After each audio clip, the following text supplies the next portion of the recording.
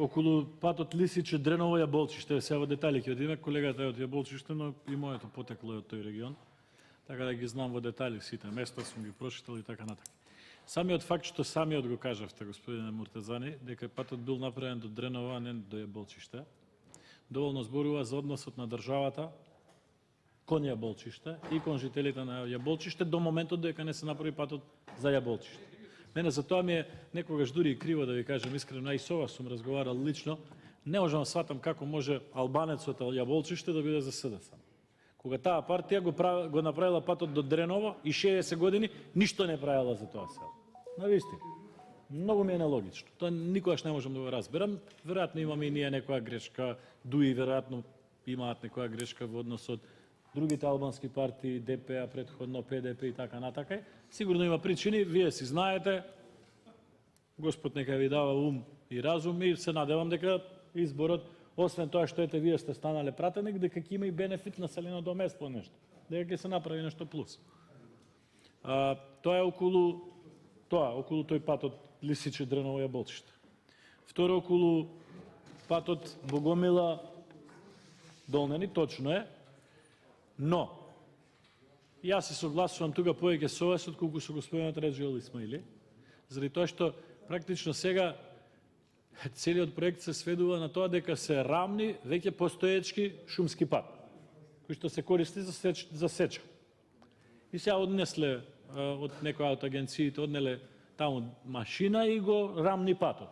И тоа дуи го пакува како проект дека ќе се расчистува, ќе се прави проектот и така. Дај Боже да се направи тој пат, но јас сакам да потсетам. Посебно вас, господине Муртезани, поради тоа што за вас памтам, за дуи не памтам.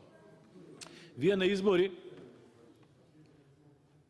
парламентарни излеговте со ветување, најмалку имаше пресконференција господинот Заев, а памтам и тогашниот председател на Комисијата за урбанизам на СДСМ, сега градоначалник на Штип, поранешниот колега Бочварски. Ветувањето беше дека Велес Прилеп ќе се направи експресен пат. Велес Прилеп, преку Бабуна. И тоа го имавте во мапите со кои што... Колега Димовски, амандманот е за почтителна станица. Сега јас реплицирам на тоа што он го говореше. Сега пат испадна, па друг објект, стварно би... Господин Минов. Не е моја да ви се мешаме на вашето право, ама вие имате некоја тенденција спрема мене денес заради тоа што... Исто важи и за него. Ама зошто сега реагирате? Прв го спомна тоа господинот Реджеил. Вие не го исправивте, не го предупредив.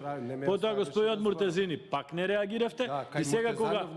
Сега јас кога земав да коментирам, јас сум проблем. Јас сега во ред, извинете ако нешто се навредивте денес. Едноставно само одговорив на вашиот однос према. Намерно, ни навреда, ни ништо. Важи и за господинот и за било кој стварно нема смисла. Зошто сега? Зошто сега? Да, зошто некога он зборуваше? 5 пати интервенирам. Јас знам дека он е пратеник од власт. 5 пати интервенирам да се задржиме на содржината на амандманот. Ама он не мора така да не делите сега. Продолжите, завршите мислата. Ќе завршам, ајде, ќе завршам. Значи, ветувањето беше дека во мандатот кој што ќе го освои СДСМ нема да се пробива и исправа шумски пат меѓу две села, туку дека ќе се прави експресен пат од Велес за Прилеп, преку Бабуна. Ако сакате, мапата ќе ви ја најдам, пресконференциите ќе ви ги најдам, ќе ги покажам.